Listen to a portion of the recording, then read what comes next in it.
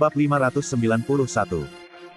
Begitu mendengar perkataan Fabrian, meskipun Wira adalah orang yang murah hati, dia tetap menggelengkan kepala. Wira menghela napas seraya mengeluh, mengajarkan seseorang cara memancing akan lebih baik daripada memberi mereka ikan. Untuk benar-benar membantu mereka, memberi uang saja nggak akan cukup. Menurutku, hasil panen mereka bahkan nggak cukup untuk membayar pajak makanan. Saat ini, mereka telah tiba di Kampung Silali.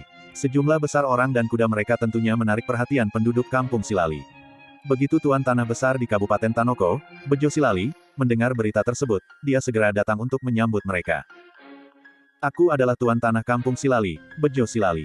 Kalau boleh tahu, kemana kalian ingin pergi sampai datang jauh-jauh kemari? Tanya Bejo. Melihat bahwa Wira dan yang lainnya memiliki penampilan yang luar biasa, dengan tim pengawal dan bahkan konvoi, dia memiliki sedikit dugaan tentang identitas mereka. Bejo mengira bahwa mereka mungkin adalah pedagang. Hasil pertanian di Kampung Silali tidak bagus dan rakyat jelata terus menderita. Bahkan, sebagai seorang Tuan Tanah Besar, Bejo sendiri juga tidak memiliki kehidupan yang baik. Dia harus menyenangkan pejabat pemerintah dan menoleransi penyewa tanah. Meskipun Bejo disebut sebagai Tuan Tanah Besar, kenyataannya dia juga menderita. Wira memberi hormat dan berkata, "Salam kenal, Tuan Bejo. Kami adalah pedagang yang hendak pergi ke Provinsi Jawali dan kebetulan melewati tempat ini. Jadi, kami ingin menginap semalam di sini." Mendengar itu, Bejo buru-buru berkata, "Karena kalian datang dari jauh, silakan menginap di rumahku." Dengan demikian, Bejo pun membawa Wira dan yang lainnya ke rumahnya sendiri, meskipun rumahnya itu cukup sederhana. "Sobat Wira, mohon jangan keberatan. Kampung Silali kami dan kampung-kampung di sekitar memang hidup dengan susah, jadi kami nggak bisa menjamu kalian dengan makanan mewah." Usai mengatakan itu, Bejo pun menjamu mereka dengan beberapa buah liar. Wira menghela napas ketika melihat situasi ini, lalu berkata dengan tegas, "Danu, keluarkan beberapa makanan kita dan bagikan kepada penduduk desa di sini." Melihat situasi mereka, Wira sungguh merasa prihatin. Setelah memberikan instruksi kepada Danu, dia pun menoleh ke arah Bejo sembari berkata, "Tuan Bejo, bagaimana dengan hasil panen di Kampung Silali dan situasi pajaknya?" Begitu mendengar pertanyaan Wira, Bejo segera menjawab, "Pajaknya relatif normal, tapi kami sering mengalami kekeringan dan banjir, jadi hasil panen tentu saja buruk." Mendengar ini, Wira kurang lebih sudah memahami situasinya. Kemudian, dia melanjutkan, "Tuan Bejo, aku punya cara untuk membantumu menghasilkan uang. Apakah kamu bersedia mencobanya?" Ketika mendengar itu, Bejo sontak menjadi bersemangat.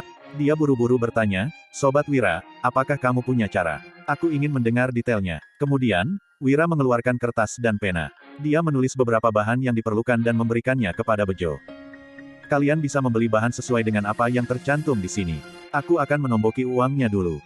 Setelah kalian membuat produk itu, aku akan membelinya dengan harga 100.000 gabak per botol kecil." Bejo sangat terkejut sehingga berseru, 100.000 gabak. Apa-apa ini? Bagaimana mungkin itu bisa dijual dengan harga begitu tinggi? Wira berkata sambil tersenyum, "Barang ini akan dijual kepada orang kaya. Kamu hanya perlu mengikuti petunjuk ini." Bejo sangat antusias. Setelah menerima beberapa juta gabak dari Wira, dia dan orang-orangnya segera pergi ke kota pusat pemerintahan Roino untuk membeli bahan-bahan yang diperlukan. Setelah mereka pergi, Fabrian dan Pramana terlihat bingung. Mereka sontak bertanya kepada Wira, "Paman Wira, apa yang sebenarnya kamu suruh dia lakukan? Benda apa yang bisa dijual dengan harga 100.000 gabak per botol kecil?" Wira tidak ingin menyembunyikan apapun sehingga menjawab sambil tersenyum, "Minyak wangi." "Minyak wangi? Apa itu?" Keduanya saling menatap dengan ekspresi kebingungan. Wira pun menjelaskan, "Ini adalah produk kecantikan yang digunakan oleh wanita. Ini jauh lebih baik daripada bedak dan lipstik biasa. Dengan menyemprotkannya di tubuh, itu akan memberikan aroma yang menyenangkan sepanjang hari sehingga cocok untuk berbagai acara. Selain itu, parfum juga memiliki masa simpan yang lama dan penggunaannya sangat efisien. Satu botol kecil bisa digunakan selama setahun," timpal Wira. Setelah mendengar penjelasan itu, Fabrian dan Pramana sama-sama tercengang. Kemudian, Wira kembali berkata, "Baiklah, kalian nggak perlu banyak bertanya." Setelah itu, dia hanya duduk diam dan menunggu. Tidak lama kemudian, Bejo telah kembali dengan bahan-bahan mentah. Bab 592. Ketika Bejo kembali, dia membawa beberapa gerobak penuh dengan bunga segar. Bau harumnya sudah tercium dari jarak jauh. Paman Wira, apakah kamu menyuruhnya mengumpulkan begitu banyak bunga hanya untuk membuat minyak wangi?" Fabrian dan Pramana sama-sama bingung, sementara Wira tidak menjelaskan apapun lagi. Dia bermaksud untuk mengekstrak cairan wangi dari bunga-bunga tersebut, lalu mengolahnya menjadi minyak wangi. Setelah diencerkan, itu bisa digunakan sebagai bahan dasar untuk membuat parfum. Saat ini, wewangian hanya ada dalam bentuk kantong wewangian. Namun, setelah beberapa waktu, penggunanya harus mengkhawatirkan tentang pertumbuhan jamur. Apalagi, aromanya juga tidak bertahan lama sehingga itu hanya akan menyia-nyiakan banyak bahan baku. Minyak wangi buatannya sendiri pasti mampu menarik perhatian wanita-wanita kaya. Sebenarnya, Wira telah lama ingin membuat parfum, tetapi satu demi satu masalah terus menimpanya. Itu sebabnya, dia tidak pernah memiliki waktu untuk melakukannya. Namun, ketika tiba di kota pusat pemerintahan Roino kali ini dan melihat keadaan rakyat miskin di sini, Wira pun merenungkan kembali ide tersebut. Usai itu, Wira memerintahkan Bejo untuk mengeluarkan bunga-bunga tersebut dari kereta dan membuang batangnya. Setelah kelopak bunga dipisahkan, mereka mulai menyiapkan beberapa panci besar. Kemudian, Wira memerintahkan mereka untuk mulai merebusnya. Setelah kelopak-kelopak bunga itu direbus, cairan di dalamnya akan larut dalam air, lalu cairan tersebut akan disaring. Saat Bejo dan yang lainnya melihat begitu banyak kelopak bunga dimasukkan ke dalam panci untuk dimasak, mereka merasa sangat disayangkan. Apakah ini benar-benar akan berhasil? Tanya Bejo yang merasa sangat tidak tega. Mengingat kesulitan mereka dalam memenuhi kebutuhan makan sehari-hari, dia merasa sakit hati ketika melihat bunga-bunga ini dibuang begitu saja. Fabrian dan Pramana tahu bahwa Wira selalu bisa menciptakan hal-hal yang luar biasa, tetapi mereka tetap penasaran. Paman Wira, setelah kelopak-kelopak bunga ini dimasak, apakah kita bisa menyimpannya daripada membuangnya begitu saja? Mungkin kita bisa mengeringkannya dan membuat kantong wewangian, kata Fabrian. Pramana yang setuju dengan pendapat Fabrian pun berkata, iya, Paman Wira, meskipun panci ini sangat harum, aku merasa ini adalah pemborosan. Kedua orang tersebut tidak bisa menyembunyikan rasa penasaran mereka dan bertanya lebih lanjut. Wira tersenyum dan memberikan penjelasan, setelah kelopak-kelopak bunga ini dimasak, itu akan merusak struktur internal mereka. Apa kalian tahu kenapa bunga-bunga ini berbau harum? Meskipun terdengar sederhana, pertanyaan ini benar-benar menantang mereka. Semua orang tahu bahwa bunga berbau harum, tetapi alasan bunga berbau harum mereka sebenarnya tidak pernah menyelidikinya secara mendalam. Paman Wira, tolong katakan saja pada kami, mohon, Fabrian dan Pramana yang sangat penasaran. Wira akhirnya mengambil sehelai kelopak bunga dan mulai menjelaskan, kalian masih ingat dengan mikroskop, kan? Kedua orang itu mengangguk. Saat memikirkannya sekarang, mereka masih merasa takjub karena mikroskop adalah sesuatu yang luar biasa. Hanya saja, mereka tidak tahu alasan Wira mengungkit tentang benda tersebut sekarang. Sebenarnya, mikroskop yang kita miliki sekarang belum cukup canggih. Di masa depan, aku akan membuat mikroskop yang lebih canggih untuk menunjukkan kepada kalian apa yang ada di dalam kelopak bunga ini. Awalnya, Wira enggan memberikan penjelasan lengkap karena topik sel dan sitologi akan sulit untuk dicerna oleh orang yang tidak terbiasa. Namun, Fabrian dan Pramana sangat tertarik dan terus memaksa dia untuk menjelaskannya. Segala sesuatu terdiri dari sel-sel kecil, termasuk tubuh manusia. Misalnya, otot, darah, tulang, jika itu diuraikan, semuanya terbuat dari sel-sel kecil yang terhubung satu sama lain, jelas Wira sembari membuat lingkaran besar di tanah dengan jarinya. Sementara itu, sel-sel ini bisa dibagi menjadi dua jenis utama, yaitu sel otot dan sel tanaman. Kedua jenis sel ini memiliki struktur internal yang berbeda, timpal Wira. Hari ini, aku akan menjelaskan struktur sel dalam kelopak bunga kepada kalian. Kelopak bunga juga terdiri dari sel-sel. Alasan mereka berbau harum adalah karena di dalam sel-sel itu, terdapat organel yang disebut vakuolam.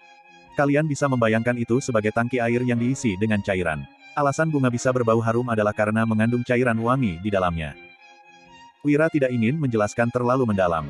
Bagaimanapun, jika dia benar-benar mengkaji komponen sel dalam secara detail dan mencari tahu tentang asal-usul aroma ini, itu akan melibatkan penjelasan yang sangat ilmiah, termasuk konsep DNA yang mungkin sulit dimengerti oleh mereka. Bab 593. Aku memasak mereka untuk merusak struktur mereka dan membuat vakuola pecah. Dengan begitu, cairan wangi mereka akan mengalir keluar. Setelah melalui proses perebusan dan distilasi, kita bisa mendapatkan apa yang aku sebut sebagai minyak wangi, jelas Wira.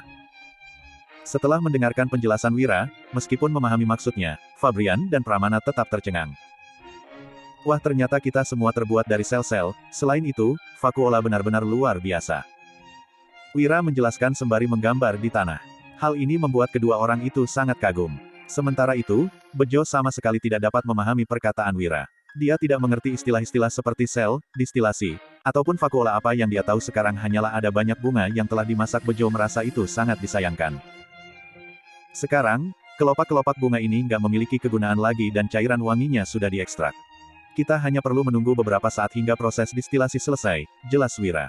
Dia telah menyiapkan beberapa pipa besar di atas panci dan sebuah wadah di bawahnya untuk menampung cairan wangi. Kak Wira, ini akan menghasilkan banyak uang.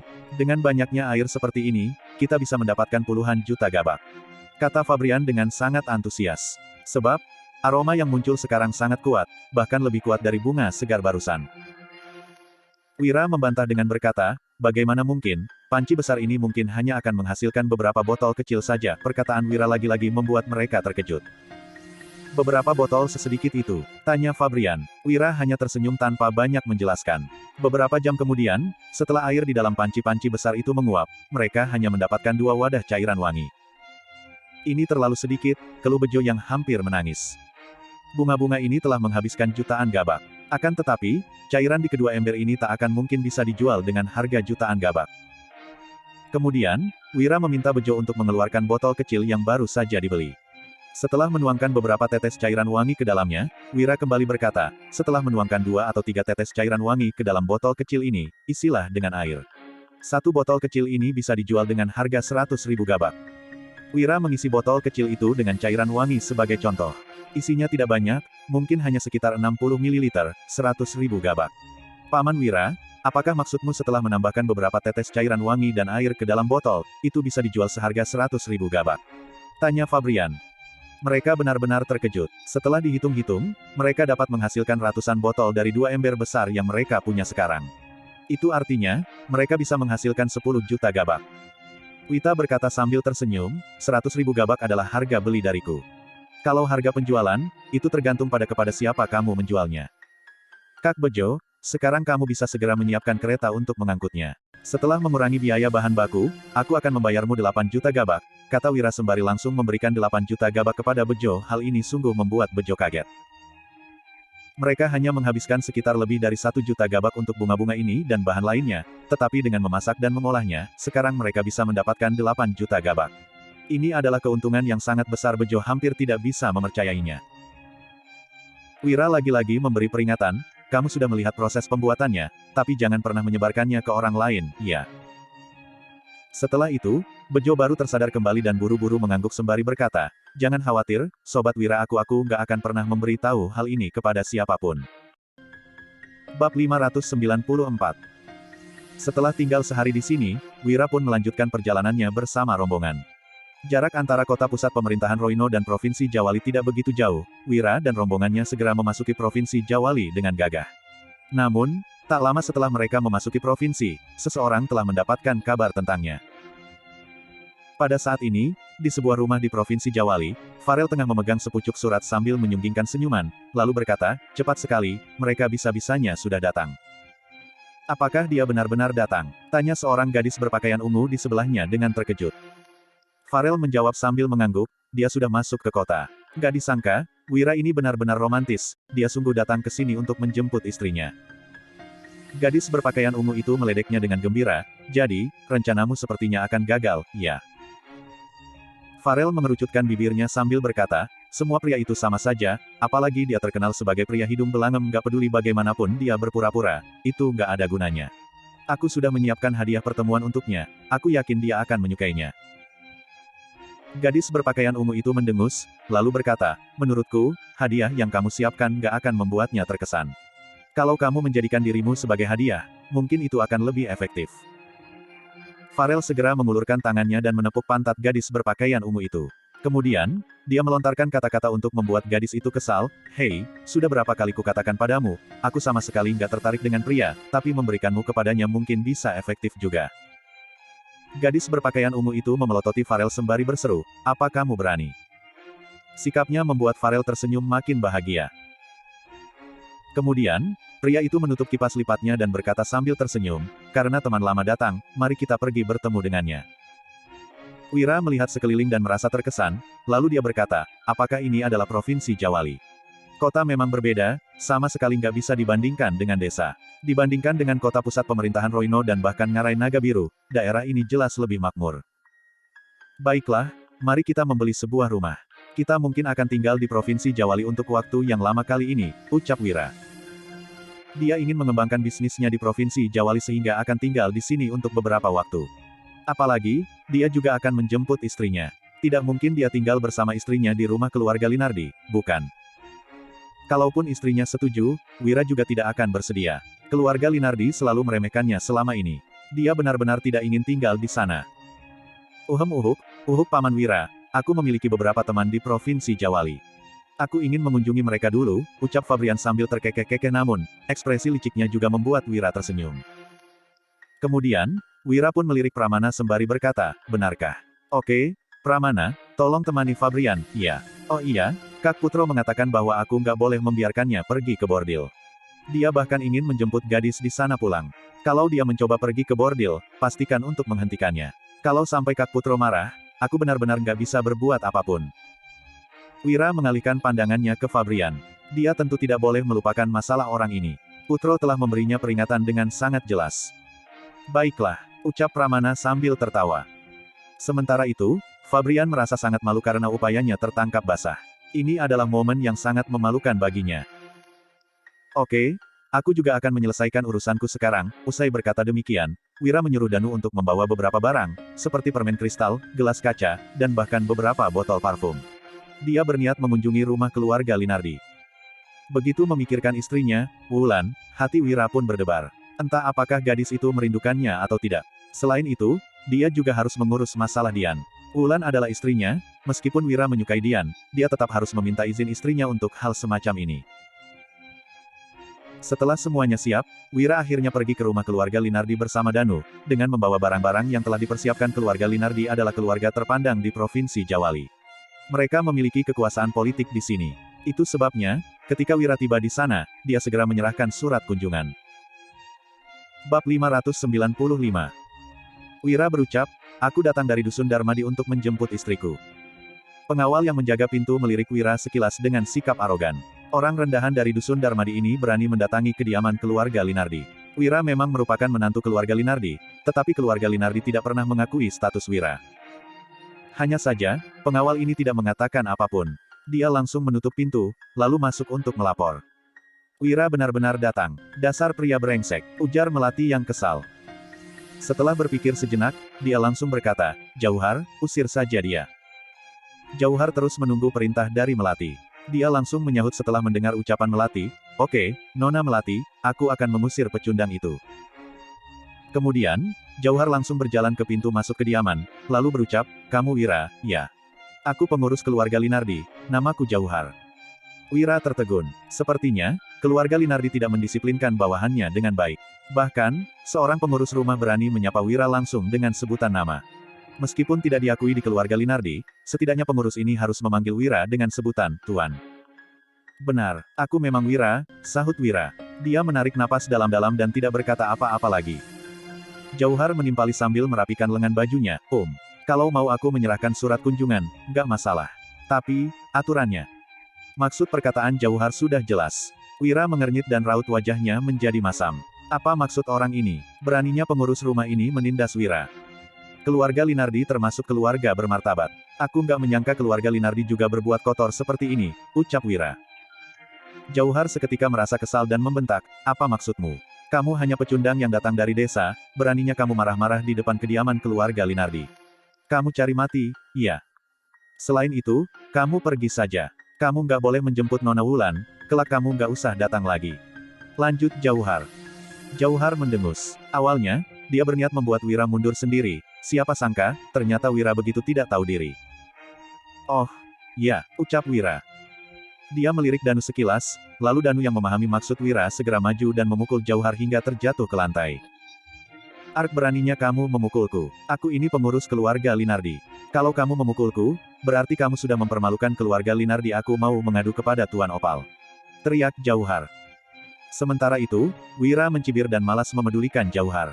Dia langsung maju, lalu melirik sekilas pengawal lain. Wira berujar, bawa aku temui Tuan Opal. Kalau enggak, jangan salahkan aku bersikap kasar. Kepala keluarga Linardi yang juga merupakan mertua Wira adalah pejabat pemerintahan. Dia tidak berada di Provinsi Jawali. Jadi, semua urusan di Provinsi Jawali diserahkan kepada Opal. Pengawal itu juga tidak berani berkomentar, dia langsung bergegas masuk. Jauhar yang segera mencari Opal di ruang kerjanya berteriak, Tuan Opal, Wira menerobos masuk dan memukul orang.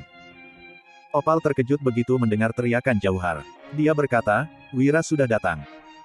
Meskipun tidak menerima Wira, Opal juga merasa canggung saat teringat perbuatan istrinya. Bagaimanapun, mereka salah karena telah menulis surat palsu. Saat ini, Melati keluar dari kamar dan berseru, beraninya pecundang ini datang. Kebetulan, kita bisa memanfaatkan kesempatan ini untuk berbincang dengannya. Bab 596. Opal mengernyit. Begitu mendengar perkataan Melati, Opal juga tidak tahu apa yang harus diperbuatnya. Namun, dia mengkhawatirkan masa depan keluarga Linardi. Jika berhubungan dengan Wira, keluarga mereka pasti akan celaka. Saat memikirkan hal ini, Opal langsung membuat keputusan dan membuka pintu ruang kerjanya. Kebetulan, dia melihat Wira dan Danu berjalan masuk. Di depan mereka, ada pengawal dan Jauhar yang tampak panik. Wira, kamu lancang sekali, tegur Opal. Dia yang awalnya sedikit merasa bersalah makin marah setelah melihat situasi ini. Wira hanya menantu keluarga Linardi. Bahkan, status Wira tidak diakui. Namun, Wira malah berani datang dan membuat keributan di kediaman keluarga Linardi. Apa dia tidak menghormati keluarga Linardi? Wira melihat Opal, lalu mendengus dan menyahut, lancang. Kak Opal, menurutku, kalian lebih lancang. Opal yang berang berujar, apa maksudmu? Wira juga merasa kesal, dia langsung menimpali, keluarga Linardi sangat bermartabat. Ayah mertua juga seorang pejabat pemerintahan. Tapi, aku nggak menyangka pengurus rumah kalian begitu lancang. Wira melanjutkan, aku juga menantu keluarga Linardi. Sekalipun nggak diakui, setidaknya kalian tetap bersikap hormat karena aku datang berkunjung dengan membawa hadiah. Tapi, seorang pengurus rumah dari keluarga kalian malah. Apa ini etika keluarga Linardi dalam menyambut tamu? Begitu Wira selesai bicara, ekspresi Jauhar dan Opal berubah drastis. Opal bertanya, apa benar begitu? Meskipun meremehkan Wira, Opal adalah orang terpelajar. Apabila masalah ini tersebar, keluarga Linardi akan menjadi bahan tertawaan semua orang. Jauhar ragu-ragu dan tidak tahu harus bagaimana menjawab. Kemudian, Melati maju dan berseru, kalaupun pengurus kami menyinggungmu, kamu harus melihat dulu siapa majikannya sebelum memukul orang. Kalau kamu memukulnya, berarti kamu nggak menghormati kami. Selain itu, ini kediaman keluarga Linardi dan ayah itu pejabat pemerintahan, beraninya kamu menerobos masuk. Wira, kami nggak menyambut kedatanganmu. Cepat pergi, kalau nggak, kami terpaksa melapor kepada pejabat untuk mengusirmu. Lanjut Melati. Mendengar ucapan Melati, Wira tertawa dan menjelaskan, memukulnya sudah termasuk hukuman ringan. Dia itu penjaga pintu kediaman keluarga Linardi. Hari ini, aku cukup berbaik hati membantu kalian mendisiplinkan bawahan ini. Dengan begitu, dia baru tahu caranya menghormati orang lain. Gak masalah kalau dia meremehkanku, tapi aku datang jauh-jauh untuk bertamu. Apalagi, aku suaminya Wulan. Kalau dia menghinaku, berarti dia juga menghina istriku. Jadi, apa aku salah memberi pelajaran kepada bawahan seperti ini? Lanjut Wira. Wira tahu semua ini hanya alasan. Anggota keluarga Linardi memang tidak menghormati Wira sedikitpun. Wira sudah bisa menebak penyebabnya secara garis besar, mungkin karena masalah Yuda dan Raja. Di dalam laporan pemerintahan, tertulis bahwa Raja tidak akan mempekerjakan Wira selamanya. Bahkan, Raja juga mengatakan bahwa Wira mengincar kontribusi setelah mengalahkan bangsa Agrel. Wira tidak peduli dengan sikap keluarga Linardi. Dia sendiri tidak memiliki kesan yang baik kepada keluarga Linardi. Kamu, memang pandai berdebat. Jelas-jelas, kamu yang meremehkan keluarga Linardi. Tapi, kamu malah banyak alasan.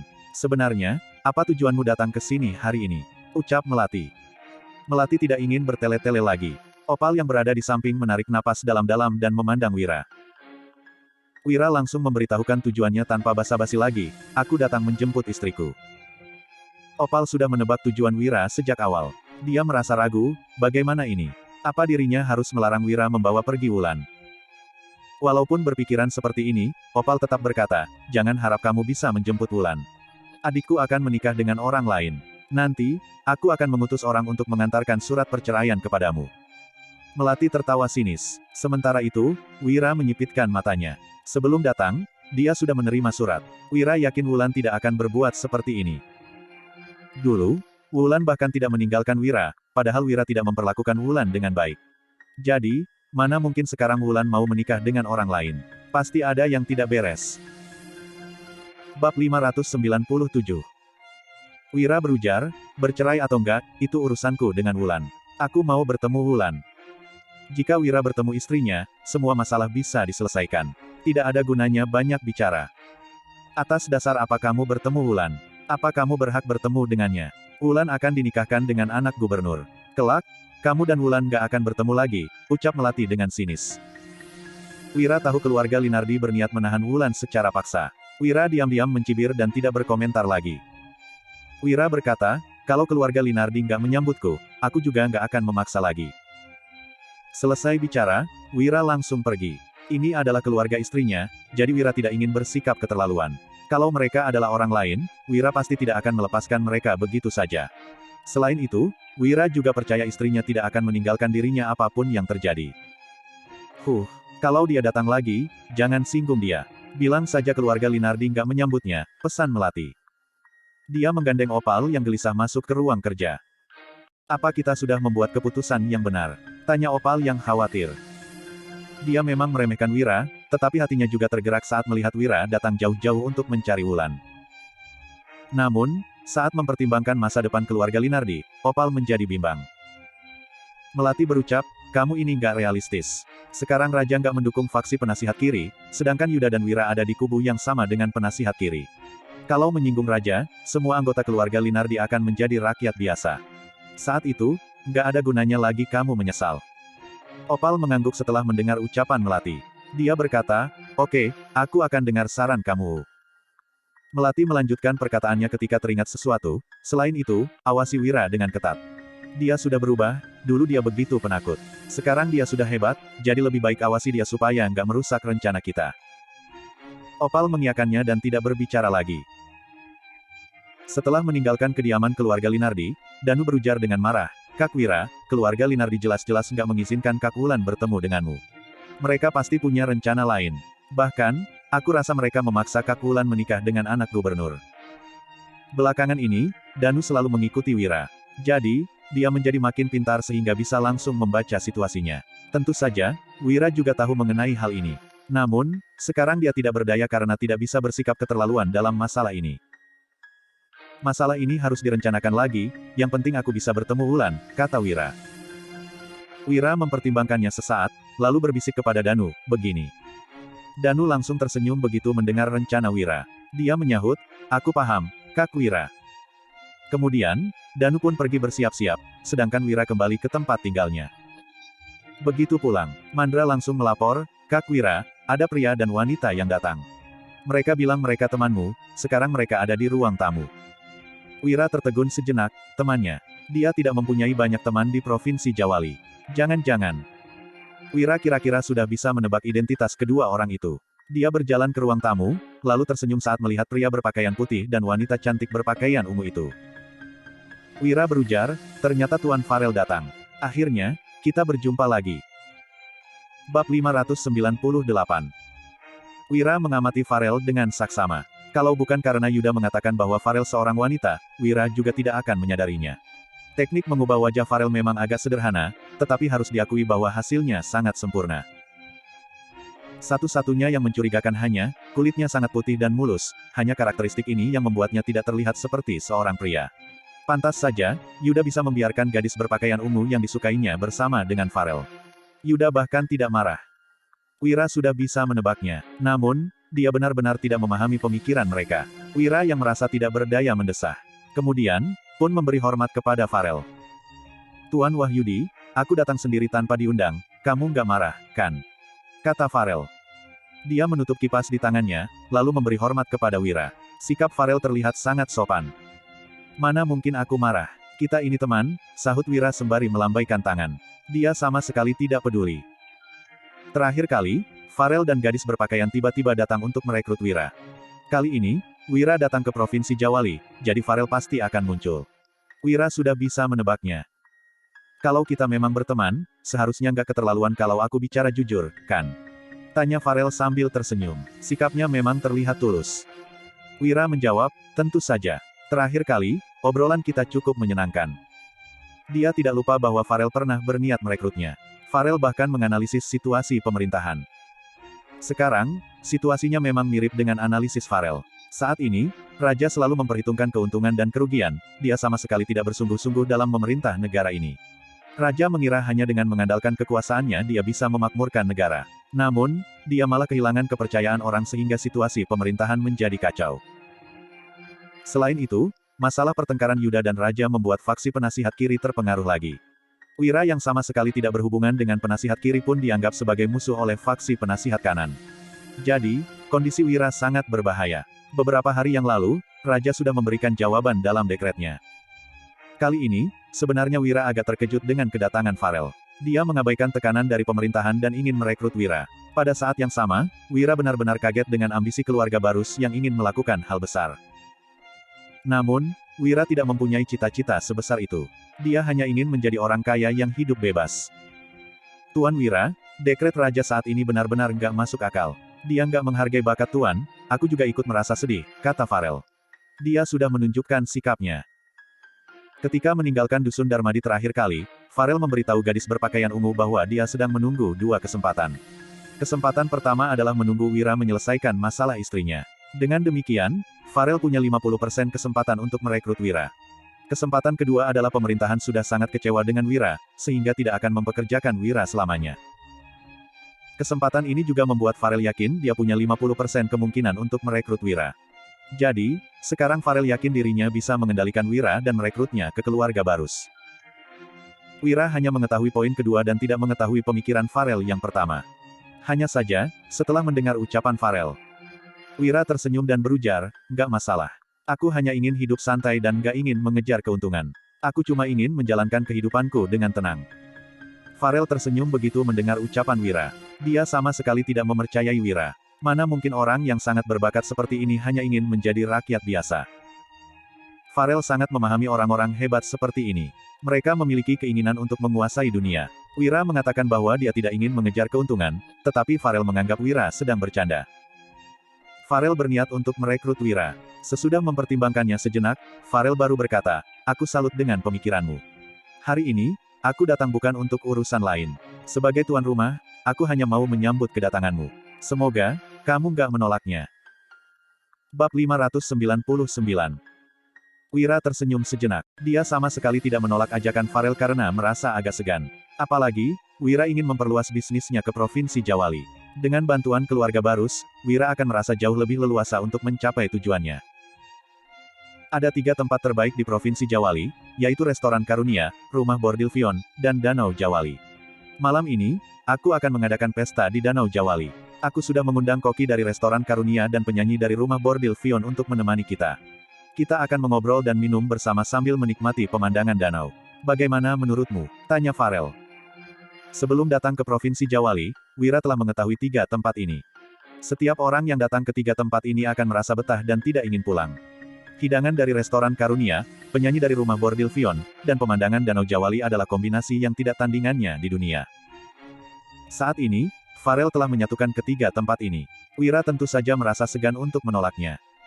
Dia menjawab, "Terima kasih sudah mengundangku." Mendengar ini, Farel tersenyum tipis sembari berkata, "Kalau begitu, malam ini aku akan mengirim seseorang untuk menjemputmu." Setelah itu, dia langsung mengajak gadis bergaun ungu pergi. "Malam ini akan ada pertunjukan yang bagus," ucap Farel sambil tersenyum. Sesudah naik mobil, dia melirik seorang pemuda misterius yang berdiri di gang yang ada di belakangnya. Dia tersenyum sembari menambahkan, "Sebarkan kabar tentang pesta malam ini pada keluarga Linardi." Setelah mendengar perintah ini, pemuda itu bergegas pergi. Ketika mobil melaju, gadis bergaun ungu mengernyit sambil bertanya, "Siapa kamu?" "Aku hanya membantu Wira mengatasi sebuah masalah saja," jawab Farel sambil tersenyum tipis. Gadis bergaun ungu mendengus, lalu bertanya lagi, "Masalah? Kenapa aku nggak tahu kalau Wira akan menjemput istrinya? Kamu nggak mungkin berpikir kalau dia mendambakan wanita cantik, kan?" Farel tersenyum sembari menggelengkan kepalanya, lalu menimpali, "Bukan begitu. Kuakui Wira memang pria yang mendambakan wanita cantik dan pria yang setia. Tapi, yang dia inginkan adalah reputasi. Aku hanya membantunya mengakhiri pernikahannya. Bukankah ini bagus?" Mendengar ini, gadis bergaun ungu tersenyum licik dan tidak berkata apa-apa lagi. Begitu mereka pergi, berita ini langsung tersebar sampai ke telinga keluarga Linardi, Opal, dan Melati. "Brengsek, aku kira dia memperlakukan adikku dengan tulus. Dia awalnya berjanji setelah menikahi adikku, dia akan mengadakan pesta untuk keluarga Linardi. Bisa-bisanya dia akan bermalam di Danau Jawali bersama penyanyi nomor 1 di Rumah Bordil Vion. Dia memang gila wanita," teriak Opal dengan marah. "Kenapa kamu harus marah? Bukankah hal ini sangat bagus?" tanya Melati sambil tersenyum. Setelah itu, dia segera pergi ke halaman belakang untuk menyapa pejabat kecil. Saat ini, Wulan sedang duduk di halaman belakang sambil memegangi pipinya. Dia terlihat sedang merindukan suaminya. Sejak menerima surat dari Wira, beberapa hari ini berat badan Wulan menurun. Kamu masih memikirkan bajingan itu. Kamu benar-benar bodoh. Melihat Wulan seperti ini, Melati seketika mendengus dan menghampirinya. Kak Melati, akhirnya kamu datang. Apa kakak mendapat kabar tentang suamiku? Tanya Wulan dengan gugup. Ini sudah lama sekali, pemberontakan juga sudah lama berakhir. Secara logika, Wira seharusnya sudah datang menjemput dirinya, tetapi kenapa Wira masih belum tiba? Tentu saja, kamu lihat sendiri, jawab Melati sembari mengeluarkan surat dan memberikannya pada Wulan. Melihat ini, wajah Wulan seketika memucat. Bab 600. Setelah membaca surat tersebut, wajah Wulan sontak memucat. Sudah kukatakan, Wira adalah pria gak berperasaan. Awalnya kukira kedatangannya ke Provinsi Jawali adalah untuk menjemputmu. Gak disangka, ternyata dia kemari untuk bertemu dengan keluarga Barus dan penyanyi dari rumah bordil Vion. Malam ini, mereka akan mengobrol sambil minum bir di Danau Jawali. Tuan muda Farel adalah pria cabul. Dia selalu ditemani oleh wanita cantik. Kalau mereka berdua bersama, apa yang akan mereka lakukan? Ujar Melati memanaskan suasana sambil tersenyum licik. Jika Wulan menyerah dengan pernikahannya, rencana ini akan berhasil. Lagi pula, Melati sama sekali tidak menganggap serius Wira. Gak mungkin, Wira gak akan mungkin memperlakukanku seperti ini. Gak mungkin, aku mau bertemu dengan Wira. Setelah mengatakan ini, Wulan hendak pergi. Namun, Melati menghalanginya dan berkata, Wulan, kamu lugu sekali. Kalau kamu pergi sekarang, kamu akan mewakili nama baik keluarga Linardi. Wira sudah melakukan hal yang memalukan. Kalau kamu pergi menemuinya, kamu hanya akan membuat ayah dan Kak Opal marah besar. Ujar Melati dengan buru-buru. Dia bahkan membawa-bawa nama kepala keluarga Linardi. Aku ingin meminta penjelasan dari Wira. Meskipun dia benar-benar nggak menginginkanku lagi, aku mau mendengar dari mulutnya secara langsung. Ucap Wulan. Dia sama sekali tidak percaya bahwa suaminya akan melakukan hal seperti ini. Wira datang ke Provinsi Jawali pasti untuk menjemputnya. Kamu benar-benar keras kepala. Lupakan saja, aku nggak bisa mengatakan apa-apa lagi padamu. Tapi, kamu nggak boleh menemui Wira. Kamu memang nggak peduli, tapi keluarga Linardi masih peduli dengan nama baik. Masalah Wira beberapa tahun ini sudah membuat keluarga kita malu. Maaf, Wulan, aku nggak akan membiarkanmu membuat keluarga Linardi tambah malu. Setelah menyelesaikan ucapannya, Melati memanggil pengawal untuk berjaga di halaman ini. Wulan putus aja. Dalam hatinya, dia percaya pada Wira, tetapi sekarang dia tidak bisa berbuat apa-apa. Dia hanya bisa duduk sambil menangis karena merasa sangat sedih. Di sisi lain, Danu telah kembali. Kak Wira, aku sudah melakukan semua yang kamu minta. Jadi, apa kamu sudah bisa menjemput Kak Wulan? Tanya Danu dengan penasaran. Mendengar ini, Wira tersenyum sambil menjawab, jangan khawatir, keluarga Linardi pasti akan mengizinkanku menjemput Wulan. Wira sangat yakin bahwa Wulan tidak akan mengkhianati dirinya. Ini pasti rencana keluarga Linardi untuk menikahkan Wulan kepada putra gubernur. Apa mereka benar-benar mengira Wira tidak tahu? Jika bukan seperti itu, kenapa mereka tidak mengizinkan Wira masuk ke kediaman keluarga Linardi untuk bertemu dengan Wulan? Keluarga Linardi mengatakan bahwa Wulan tidak ingin menemui dirinya, jelas sekali ini hanya akal-akalan mereka. Wira tidak akan memusingkan masalah ini jika dia tidak menyadari kelicikan keluarga Linardi. Pada malam hari, sopir Farel sudah tiba. Wira naik ke mobil sambil memegang senapan. Melihat ini, Fabrian dan Pramana merasa agak khawatir. Bagaimanapun juga, ini adalah Provinsi Jawali. Sementara itu, Wira diundang secara langsung oleh keluarga Barus. Tidak ada yang tahu mereka sebenarnya adalah orang baik atau orang jahat. Pertunjukan akan segera dimulai. Kalau ingatanku nggak salah, penyanyi nomor 1 adalah Dewina. Farel benar-benar menghabiskan banyak uang demi Wira. Mendengar ini, Fabrian memegang dagunya dengan terkejut. Sementara itu, Pramana hanya mengernyit dan tidak mengatakan apapun. Beberapa saat kemudian, mobil tiba di tepi Danau Jawali. Meskipun sudah malam, lampu di sini sangat terang. Ada orang yang berlalu lalang sehingga terlihat ramai. Tuan Wahyudi, silakan, kata Farel menyambut kedatangan Wira. Dia sudah lama menunggu di sini. Ada perahu yang berhenti di tepi danau dengan lentera. Orang yang tidak tahu pasti akan mengira bahwa ada yang mengadakan pernikahan di tempat ini. Wira tersenyum sejenak, lalu naik ke kapal bersama Farel. Ada pesta besar di dalam. Terlihat makanan lezat, bir berkualitas, dan wanita cantik.